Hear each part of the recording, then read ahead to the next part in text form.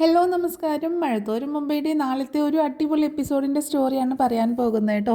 അപ്പോൾ എല്ലാവരും സ്റ്റോറി മുഴുവനായിട്ട് കേൾക്കുക, സപ്പോർട്ട് ചെയ്യുക. അങ്ങനെ നമ്മുടെ രേവതിക്കുട്ടിയും മാമച്ചായനും കൂടിയിട്ട് നമ്മുടെ ഷെറിൻ്റെ കുഞ്ഞിനെ അന്വേഷിച്ചിട്ടാണ്, കുഞ്ഞിൻ്റെ കാര്യങ്ങളൊക്കെ അറിയാനും ഷെറിൻ്റെ ജീവിതത്തിൽ സംഭവിച്ച കാര്യങ്ങളൊക്കെ അറിയാൻ വേണ്ടിയിട്ടാണ് ടോണിയെ കാണാനായിട്ട് ചെല്ലുന്നുണ്ട്.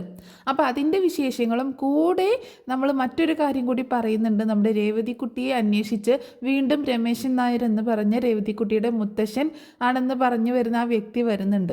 അത് മാത്രമല്ല, നാളത്തെ എപ്പിസോഡിൽ നമ്മുടെ അലീനയെയും അതുപോലെ തന്നെ വൈജയന്തിയും കൂടി കാണിക്കുന്നുണ്ട് കേട്ടോ. അപ്പോൾ അതിൻ്റെ ഒരു സീനും കൂടെ ഉണ്ട്. ഭയങ്കര ക്ലോസ് ആയിട്ട് അവരിങ്ങനെ അലീന ഈ പ്രശ്നങ്ങൾക്കൊക്കെ ശേഷം ഹോസ്പിറ്റലിലേക്ക് പോകുന്നതും അവിടെ ഉണ്ടാവുന്ന ഒരു സംഭാഷണം കൂടി നാളത്തെ എപ്പിസോഡിൽ കാണിക്കുന്നുണ്ട്. അപ്പോൾ അതിൻ്റെ സ്റ്റോറിയൊക്കെ ഡീറ്റെയിൽ ആയിട്ട് ഞാൻ ഇന്നത്തെ ഈ സ്റ്റോറിയിൽ പറയുന്നുണ്ട്. അപ്പോൾ എല്ലാവരും സ്റ്റോറി മുഴുവനായിട്ട് കേൾക്കുക, സപ്പോർട്ട് ചെയ്യണേ. നമ്മുടെ ചാനൽ ആദ്യമായിട്ട് കാണുന്നവരാണെങ്കിൽ ഒന്ന് സബ്സ്ക്രൈബ് ചെയ്ത് സപ്പോർട്ട് ചെയ്യുക. അതുപോലെ വീഡിയോ ഒന്ന് ലൈക്ക് ചെയ്യാനും ഹൈപ്പ് ചെയ്യാനൊന്നും മറന്നു പോകരുത് കേട്ടോ. എന്നാൽ നേരെ സ്റ്റോറിയിലേക്ക് പോകാം. അങ്ങനെ നമ്മുടെ മാമച്ചായനും രേവതിക്കുട്ടിയും കൂടിയിട്ട് ടോണിയുടെ വീട്ടിലേക്ക് എത്തിയിരിക്കുകയാണ്. അങ്ങനെ ടോണി ആണെങ്കിൽ ഇവരെ പരിചയമില്ലല്ലോ. അപ്പോൾ ആരാ എന്താന്നൊക്കെ ചോദിക്കുമ്പോൾ നമ്മൾ ഫോണിലൂടെ സംസാരിച്ചിട്ടുള്ളൂ എന്നൊക്കെ പറഞ്ഞ് തടി തപ്പാൻ ശ്രമിക്കുമ്പോൾ അവർക്ക് മനസ്സിലാവുകയാണ്. ടോണിയുടെ അമ്മ ചോദിക്കുന്നുണ്ട്, നിങ്ങളാണോ പാലാരിവട്ടത്ത് നിന്ന് ഫോൺ ചെയ്തത് എന്ന് ചോദിക്കുമ്പോൾ അതെ, ഞങ്ങൾ തന്നെയാണ്. ഞങ്ങൾക്ക് ടോണിയോട് വളരെ അത്യാവശ്യമായിട്ടൊരു കാര്യം സംസാരിക്കാനുണ്ട് എന്ന് പറയാണ്. എന്താണെങ്കിലും പറഞ്ഞോളൂ എന്ന് പറയുമ്പോൾ ഒരു കോൺഫിഡൻഷ്യൽ ആയിട്ടുള്ള ഒരു കാര്യമാണ് സംസാരിക്കാനുള്ളത് എന്ന് പറയുമ്പോൾ ഇത് എൻ്റെ പപ്പയും മമ്മിയുമാണ്, എനിക്ക് ഇവരറിയാത്ത രഹസ്യങ്ങളൊന്നുമില്ല, അതുകൊണ്ട് ഇവിടെ വെച്ച് സംസാരിക്കാം എന്ന് പറയുന്നുണ്ട് ടോണി. പക്ഷേ ടോണിക്ക് രഹസ്യങ്ങളൊന്നുമില്ലെങ്കിലും ഞങ്ങൾ പറയാൻ പോകുന്നത് ഒരു രഹസ്യം തന്നെയാണ്. അത് പിന്നീട് നിങ്ങൾ ചർച്ച ചെയ്യുന്നത് കൊണ്ട് ഞങ്ങൾക്ക് വിരോധമില്ല. പക്ഷേ സംസാരിക്കുന്നത് ടോണിയോട് മാത്രമായിരിക്കണം എന്നുള്ളൊരു ആഗ്രഹമുണ്ട്. ബുദ്ധിമുട്ടില്ലെങ്കിൽ നമുക്കൊന്ന് മാറിയിരുന്ന് സംസാരിക്കാമെന്ന് മാമച്ചായൻ ചോദിക്കണം. അപ്പോൾ ടോണി എന്നാൽ ശരി വരൂ എന്ന് പറഞ്ഞിട്ട് അവരെയും കൂട്ടിയിട്ട് പുറത്തേക്ക് പോകുന്നുണ്ട് കേട്ടോ. അങ്ങനെ അവരോട് സംസാരിക്കുകയാണ്. അപ്പോൾ പുറത്തെത്തുന്ന സമയത്ത് അവിടെ നിന്ന് മാറിപ്പോകുന്ന സമയത്ത് ടോണി ചോദിക്കും എന്താണ് നിങ്ങൾക്ക് ചോദിക്കാനുള്ളത്, എന്താണ് നിങ്ങൾക്ക് പറയാനുള്ളത് എന്ന് ചോദിക്കുമ്പോൾ ഇവർ രണ്ടുപേരും ഇങ്ങനെ പരിങ്ങി നിൽക്കുകയാണ്, എങ്ങനെ തുടങ്ങണം എന്നൊന്നും അറിയാത്തത് പോലെ കേട്ടോ. അപ്പോൾ ടോണിയോട് സംസാരിക്കാൻ പോകുന്നത് ടോണിയുടെ ഭാര്യയെക്കുറിച്ചാണ്, അവരെ ഉപേക്ഷിക്കാനുണ്ടായ സാഹചര്യത്തെക്കുറിച്ചാണ്. അപ്പോൾ എങ്ങനെ തുടങ്ങണം, എവിടെ തുടങ്ങണം എന്നൊന്നും അറിയാത്തത് കൊണ്ട് ആകെ ഇങ്ങനെ ഒന്ന് പതുങ്ങി നിൽക്കുന്നുണ്ട്. അപ്പോൾ ടോണി ചോദിക്കുന്നുണ്ട്, എന്താണ് നിങ്ങൾക്ക് ചോദിക്കാനുള്ളത്, നിങ്ങൾ എന്താ ഇങ്ങനെ മിണ്ടാതിരിക്കുന്നത്, എന്ത് വിവരമാണ് നിങ്ങൾക്ക് അറിയേണ്ടത് എന്നൊക്കെ ചോദിക്കുകയാണ്. അപ്പോൾ നമ്മുടെ രേവതിക്കുട്ടിയാണ് തുടങ്ങുന്നത്. അത് ചേട്ടാ, ഞങ്ങൾക്ക് ഒരാളെക്കുറിച്ചുള്ള വിവരമാണ് അറിയേണ്ടത് എന്ന് പറയാണ്. ഒരാളെക്കുറിച്ചുള്ള വിവരം, ആരെക്കുറിച്ചുള്ള വിവരം എന്ന് ഇങ്ങനെ ചോദിക്കുമ്പോൾ രേവതിക്കുട്ടി മാമച്ചായനൊന്നും തോണ്ടുന്നുണ്ട്. അങ്ങനെ മാമച്ചായൻ പറയുന്നുണ്ട്, ഞങ്ങൾക്ക് മിസ്റ്റർ ടോണിയുടെ ഭാര്യയെക്കുറിച്ചുള്ള കുറച്ച് ഡീറ്റെയിൽസാണ് വേണ്ടത് എന്ന് പറയാണ്. എൻ്റെ ഭാര്യയെക്കുറിച്ചോ എന്ന് ചോദിക്കുമ്പോൾ അതെ, ഷെറിൻ ചേച്ചിയെക്കുറിച്ചുള്ള കുറച്ച് കാര്യങ്ങൾ അറിയാൻ വേണ്ടിയിട്ടാണ് ഞങ്ങൾ വന്നത് എന്ന് പറയുമ്പോൾ ഷെറിനെക്കുറിച്ച് നിങ്ങൾക്ക് എന്താണ് അറിയേണ്ടത്? ഷെറിൻ്റെ പേര് കേൾക്കുമ്പോൾ തന്നെ ടോണിക്ക് ഭയങ്കര ദേഷ്യം വരികയാണ്. ടോണി പറയുന്നുണ്ട്, ഞാനും അവളും തമ്മിൽ ഇപ്പോൾ യാതൊരു ബന്ധവുമില്ല, ഞങ്ങൾ സെപ്പറേറ്റഡ് ആണ്, ഞാൻ അവളുടെ വീട്ടിൽ കൊണ്ടാക്കിയേക്കാണ്, നിയമപരമായിട്ട് ഡിവോഴ്സൊന്നും ആയിട്ടില്ലെങ്കിലും അത് ഉടനെ തന്നെ ഉണ്ടാകും എന്ന് പറയുന്നുണ്ട്. അപ്പോൾ മാമച്ചായൻ ചോദിക്കുന്നുണ്ട്, എന്തിനാണ് നിങ്ങൾ അവരെ ഡിവോഴ്സ് ചെയ്യാൻ പോകുന്നത്, എന്താ റീസൺ എന്ന് ചോദിക്കുമ്പോൾ അതൊക്കെ നിങ്ങൾ അറിയേണ്ട കാര്യം എന്താണ്, നിങ്ങളോട് അതൊന്നും ഷെയർ ചെയ്യാൻ ഞാൻ ആഗ്രഹിക്കുന്നില്ല, അതെൻ്റെ കുടുംബ പ്രശ്നമാണ് എന്ന് പറയണം. ഇതാണോ നിങ്ങൾ ചോദിക്കാൻ വന്നത്? ഇതിനെക്കുറിച്ചാണെങ്കിൽ എനിക്ക് കൂടുതലൊന്നും പറയാനില്ല എന്ന് പറഞ്ഞിട്ട് ടോണി പോവാൻ നിൽക്കുമ്പോൾ നമ്മുടെ രേവതിക്കുട്ടി പറയുന്നുണ്ട്, അല്ല ടോണി ചേട്ടാ, ഒരു കാര്യം കൂടി അറിയാനുണ്ടായിരുന്നു, നിങ്ങൾ ഡിവോഴ്സ് ആവാൻ പോവുകയാണ് എന്നുള്ളതൊക്കെ അറിയാം, നിങ്ങൾ പിരിഞ്ഞ് താമസിക്കുകയാണ് എന്നുള്ളതൊക്കെ ഞങ്ങൾക്കറിയാം.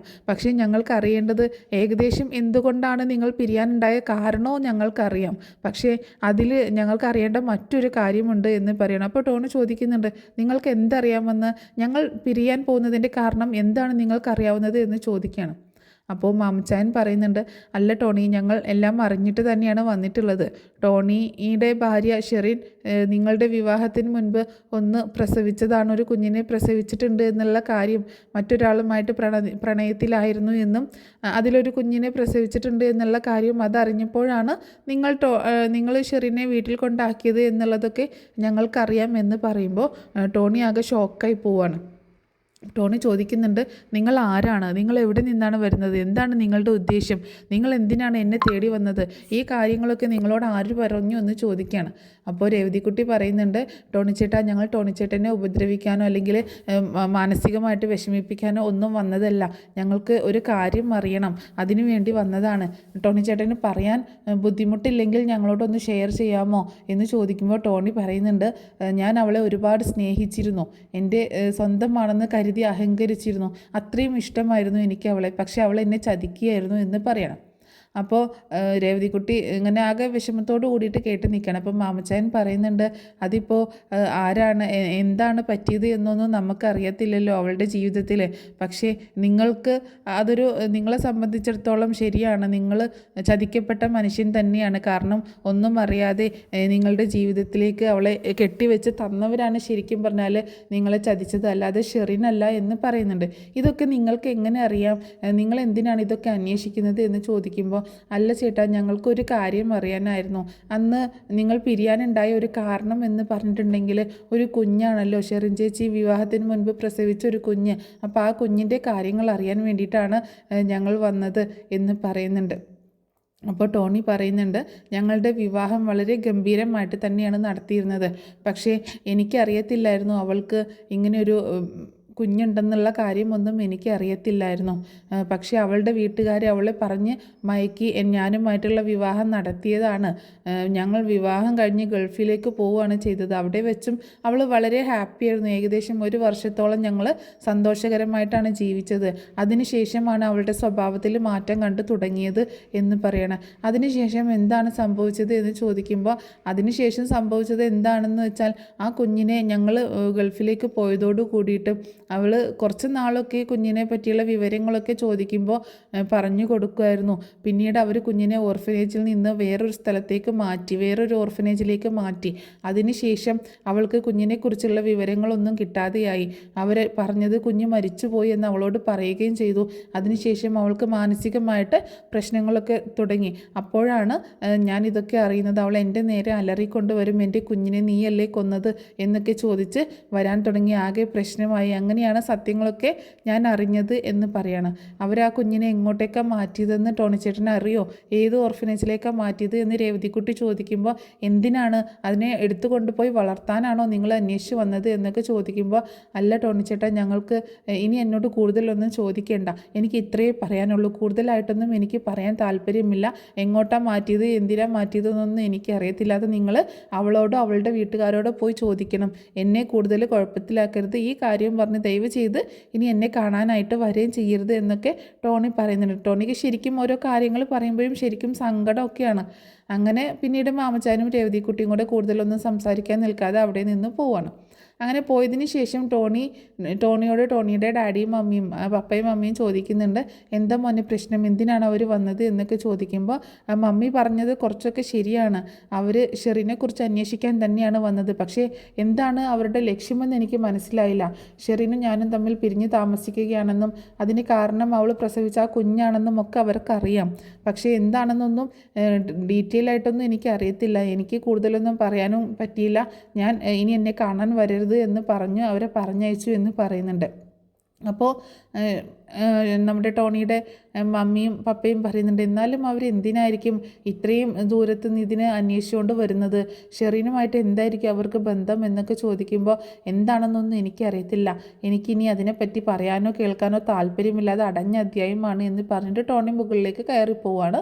ആ സമയത്ത് മുഖാമുഖം നോക്കി ഇങ്ങനെ നിൽക്കുകയാണ് നമ്മുടെ ടോണിയുടെ പപ്പയും മമ്മിയും. അങ്ങനെ തിരിച്ചു പോകുന്ന രേവതിക്കുട്ടിയും മാമച്ചായനും കൂടെ വഴിയരികിൽ ഒരു സ്ഥലത്ത് ഇങ്ങനെ വെള്ളം കുടിക്കാനൊക്കെ ആയിട്ട് നിർത്തുന്നുണ്ട് കേട്ടോ, ജസ്റ്റ് ഒരു ചായ കുടിക്കാനൊക്കെ ആയിട്ട് നിർത്തുന്നുണ്ട്, കാറ് നിർത്തുന്നുണ്ട്. ഒരുപാട് ലോങ് വണ്ടി യാത്ര ചെയ്യുന്നതല്ലേ, അപ്പോൾ ഡ്രൈവ് ചെയ്യുന്നത് നമ്മുടെ ജോസൂട്ടി കേട്ടോ. അപ്പോൾ ഇപ്രാവശ്യം ജോസൂട്ടിയും കൂട്ടിയിട്ടാണ് അവർ പോയിട്ടുള്ളത്. അപ്പോൾ ജോസൂട്ടിക്കാണെങ്കിൽ ഇതിൻ്റെ കാര്യങ്ങളൊന്നും അറിയില്ല, ഇവർ എന്തിനാണ് പോകുന്നത് എന്നോ ഇതിൻ്റെ ഡീറ്റെയിൽസ് ഒന്നും അറിയത്തില്ലല്ലോ. അപ്പോൾ ഇങ്ങനെ ജോസൂട്ടി ചോദിക്കുന്നുണ്ട്, നിങ്ങൾ എന്താണ് അന്വേഷിക്കുന്നത്, എന്താ കാര്യം എന്നോട് കൂടി എന്നൊക്കെ പറയുമ്പോൾ, ജോസൂട്ടി ചേട്ടനോട് പറയാനാകുമ്പോൾ എല്ലാ കാര്യങ്ങളും പറയാമെന്നൊക്കെ പറയുന്നുണ്ട്. അങ്ങനെ പിന്നീട് മാമച്ചാനും രേവതിക്കുട്ടിയും കൂടി ഇങ്ങനെ സംസാരിക്കുന്നുണ്ട്. മാമച്ചാൻ പറയുന്നുണ്ട്, നമ്മൾ ഏകദേശം അടുത്ത് എത്തിയതാണ്, പക്ഷേ മുഴുവൻ ഡീറ്റെയിൽസും കിട്ടിയില്ലല്ലോ, ഇനിയിപ്പോൾ എന്ത് ചെയ്യും എന്നൊക്കെ പറയുമ്പോൾ അങ്കിള് വിഷമിക്കല്ലേ, നമുക്ക് എങ്ങനെയെങ്കിലും കണ്ടെത്താം, ഇത്രയൊക്കെ നമ്മൾ കണ്ടെത്തിയില്ലേ, ടോണിച്ചേട്ടനിലൂടെ നമ്മൾ ഷെറിൻ ചേച്ചിയുടെ കുഞ്ഞിൻ്റെ അടുത്ത് എന്തായാലും എത്തിയിരിക്കും, ആ കുഞ്ഞ് എവിടെയാണെന്ന് നമ്മൾ കണ്ടുപിടിക്കുക തന്നെ ചെയ്യും എന്ന് പറയുന്നുണ്ട്. അപ്പോൾ മാമച്ചായന് ഒരു ആശ്വാസം തോന്നുകയാണ്. അങ്ങനെ അവർ തിരിച്ചു പോകുന്നുണ്ട്. പിന്നീട് കാണിക്കുന്നത് നമ്മുടെ മാമച്ചായൻ്റെ വീട് തന്നെയാണ്. അങ്ങനെ വീട്ടിലേക്ക് തിരിച്ചെത്തുമ്പോൾ ഗ്രേസമ്മ ഇവരോട് കാര്യങ്ങളൊക്കെ ചോദിക്കുന്നുണ്ട്, എന്തായി പോയ കാര്യങ്ങൾ എന്നൊക്കെ ചോദിക്കുമ്പോൾ രേവതിക്കുട്ടി ഉണ്ടായ കാര്യങ്ങളൊക്കെ പറയാണ്. അപ്പോൾ എവിടെയാണ് കുഞ്ഞിനെ മാറ്റിയതെന്ന് അറിഞ്ഞില്ല അല്ലേ എന്ന് ചോദിക്കുമ്പോൾ ഇല്ല ആൻറ്റി, പക്ഷേ നമ്മളത് മനസ്സിലാക്കുകയും ചെയ്യും, കാരണം ടോണിച്ചേട്ടൻ ഇത്രയൊക്കെ സംസാരിച്ചില്ലേ, ഇനി ഒന്നുകൂടി നമ്മൾ കാണുമ്പോൾ അല്ലെങ്കിൽ ഫോൺ വിളിക്കുമ്പോൾ നമ്മളോട് ഡീറ്റെയിൽ ആയിട്ട് കാര്യങ്ങളൊക്കെ പറഞ്ഞു തരും എന്നാണ് എൻ്റെ ഒരു പ്രതീക്ഷ.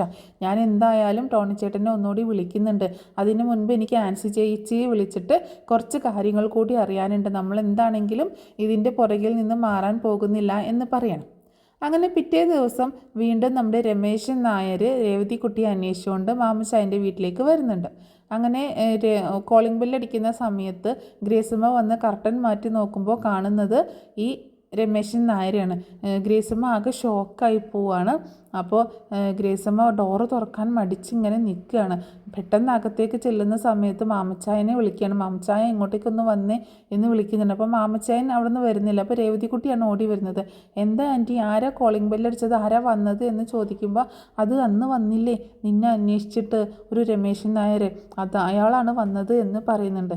എന്നെ അന്വേഷിച്ച് വന്ന അയാളോ, എന്നിട്ട് എന്താ ആൻറ്റി ഡോറ് തുറക്കാത്തതെന്ന് ചോദിക്കുമ്പോൾ എനിക്ക് ആകെ പേടിയാവുന്നു മോളെ. ആൻറ്റി എന്തിനാ പേടിക്കുന്നത്, അയാൾ വന്നോട്ടെ, അത് ആരാണെങ്കിലും വന്നോട്ടെ, നമുക്ക് സംസാരിക്കാം, ആൻറ്റി പേടിക്കൊന്നും വേണ്ട. അതല്ല മോളെ, നിനക്ക് ഞാൻ 36 വയസ്സെന്നൊക്കെ പറഞ്ഞു വെച്ചിട്ടുള്ളത് അതെന്തായാലും ഒക്കെ പൊളിഞ്ഞിട്ടുണ്ട്, അവർക്ക് മനസ്സിലായിട്ടുണ്ട് എനിക്ക് 36 വയസ്സൊന്നും അല്ല എന്നുള്ളത്. ആൻറ്റി ധൈര്യമായിട്ട് പോയി വാതിലിരുന്നു, അയാൾക്ക് എന്താണ് പറയാനുള്ളതെന്ന് നമുക്ക് കേൾക്കാമല്ലോ, ആൻറ്റി പേടിക്കൊന്നും വേണ്ട, ഒരിക്കലും ആൻറ്റിയും അങ്കിളിനെയും വിട്ട് ഞാൻ എവിടെയും പോവത്തില്ല എന്നൊക്കെ പറയുന്നുണ്ട്. ആ സമയത്ത് മാമച്ചായനും വരുന്നുണ്ട്.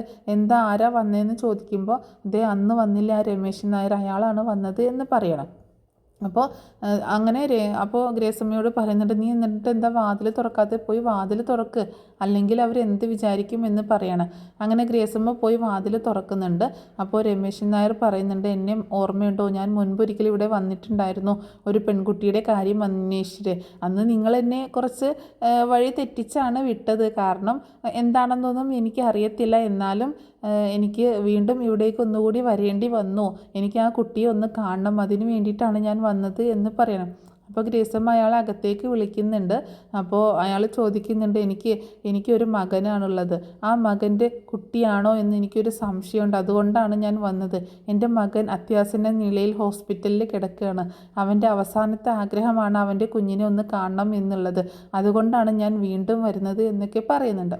അങ്ങനെ ഗ്രേസമ്മ പറയുന്നുണ്ട്, മറ്റൊന്നും വിചാരിക്കരുത്, ഞങ്ങൾക്ക് അവളെ നഷ്ടപ്പെടാൻ പറ്റില്ല, അതുകൊണ്ട് ഞങ്ങൾക്ക് വേറെ വഴിയില്ലായിരുന്നു, അതുകൊണ്ടാണ് അങ്ങനെയൊക്കെ പറഞ്ഞത് എന്ന് പറയുന്നുണ്ട്. അപ്പോൾ അയാൾ പറയുന്നുണ്ട്, എനിക്കൊന്ന് കാണണം, എൻ്റെ കൊച്ചാണെന്നെങ്കിൽ എൻ്റെ മകനെ ഒന്ന് കൊണ്ടുപോയി കാണിക്കണം, അത്ര മാത്രമേ എനിക്കുള്ളൂ, അവൾക്ക് ഞങ്ങളുടെ കൂടെ വരാൻ താല്പര്യമുണ്ടെങ്കിൽ ഞാൻ കൊണ്ടുപോകാം, അതല്ല എങ്കിൽ എനിക്ക് നിർബന്ധിച്ച് കൊണ്ടുപോകാനൊന്നും പറ്റത്തില്ലല്ലോ, പക്ഷേ എനിക്ക് ഒരു തവണയെങ്കിലും അവളെ എൻ്റെ കൂടെ ഒന്ന് പറഞ്ഞേക്കണം, അതിന് വേണ്ടിയിട്ടാണ്, എനിക്ക് അവളെ ഒന്ന് കാണാൻ പറ്റുമോ, അവളെ ഒന്ന് വിളിക്കുമോ എന്ന് ചോദിക്കുന്നുണ്ട്. അപ്പോൾ ആ സമയത്ത് മാമച്ചായൻ പറയുന്നുണ്ട്, നീ രേവതിക്കുട്ടിയെ വിളിക്കുക എന്ന് പറയണം. അങ്ങനെ ഗ്രേസമ്മ പോയിട്ട് രേവതിക്കുട്ടിയെ വിളിച്ചുകൊണ്ട് വരുന്നുണ്ട്. അപ്പോൾ രേവതിക്കുട്ടിയെ കാണുമ്പോൾ ആ രമേശൻ നായർ ആകെ ഷോക്കായി പോവാട്ടോ. അയാൾക്ക് ഒറ്റ നോട്ടത്തിൽ തന്നെ മനസ്സിലാവാണ് രേവതിക്കുട്ടി തൻ്റെ മകൻ്റെ കുഞ്ഞാണ് എന്നുള്ള കാര്യം മനസ്സിലാവുന്നുണ്ട്. അപ്പോൾ അയാൾ പറയുന്നുണ്ട്, എനിക്ക് ഇത് എൻ്റെ മകൻ്റെ കുഞ്ഞാണ് എന്നുള്ളതിന് മറ്റൊരു തെളിവും വേണ്ട, കാരണം ഇവളുടെ അമ്മയെപ്പോലെ തന്നെയാണ് ഇവളും ഇരിക്കുന്നത് എന്ന് പറയണം. അത് കേട്ടപ്പോൾ ഗ്രേസമ്മയും മാമച്ചാനും ഞെട്ടിപ്പോവാണ്.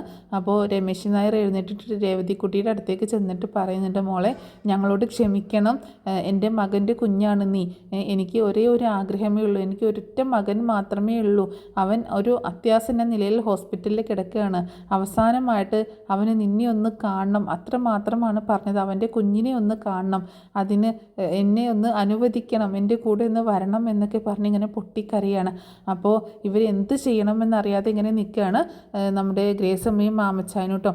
അപ്പോൾ തൽക്കാലം ഇന്നെന്തായാലും പറഞ്ഞേക്കാനൊന്നും പറ്റത്തില്ല, പക്ഷേ എന്താ ചെയ്യേണ്ടതെന്നൊന്നും അറിയില്ലല്ലോ. അപ്പോൾ രമേശൻ നായർ പറയുന്നുണ്ട് അവനാകെ ഹോസ്പിറ്റലിൽ വയ്യാണ്ട് കിടക്കുകയാണ്, ഇനി അത്ര ഒരുപാട് സീരിയസ് ആയിട്ടാണ് കിടക്കുന്നത്, അതുകൊണ്ട് തന്നെ ഒരുപാട് പ്രതീക്ഷയൊന്നുമില്ല, അതുകൊണ്ടാണ് ഞാൻ വീണ്ടും വന്നത് എന്നൊക്കെ പറയുന്നുണ്ട്. അപ്പോൾ മാമച്ചായൻ പറയുന്നുണ്ട് ഞങ്ങളൊന്ന് ആലോചിക്കട്ടെ, അതിന് ശേഷം എന്താണെന്ന് വെച്ചാൽ ചെയ്യാൻ, നിങ്ങൾ നിങ്ങളുടെ അഡ്രസ്സ് തന്നിട്ട് പൊക്കോളൂ എന്ന് പറയാണ്. എൻ്റെ കൂടെ വരാൻ താല്പര്യമുണ്ടെങ്കിൽ വരാമെന്ന് പറയുമ്പോൾ രേവതിക്കുട്ടി പറയുന്നുണ്ട് എനിക്ക് ആരുമില്ലാതിരുന്ന സമയത്ത് എൻ്റെ എല്ലാം ആയി എന്നെ സ്വന്തം മോളെപ്പോലെ ഏറ്റെടുത്ത് നോക്കിക്കൊണ്ട് പോകുന്നത് ഈ അങ്കിളും ആൻറ്റിയാണ്. ഇനി ആരൊക്കെ എന്തൊക്കെ വന്നാലും ശരി, എനിക്ക് ഇവരെ വിട്ടിട്ട് എങ്ങോട്ടും വരാൻ പറ്റില്ല എന്ന് പറയണം.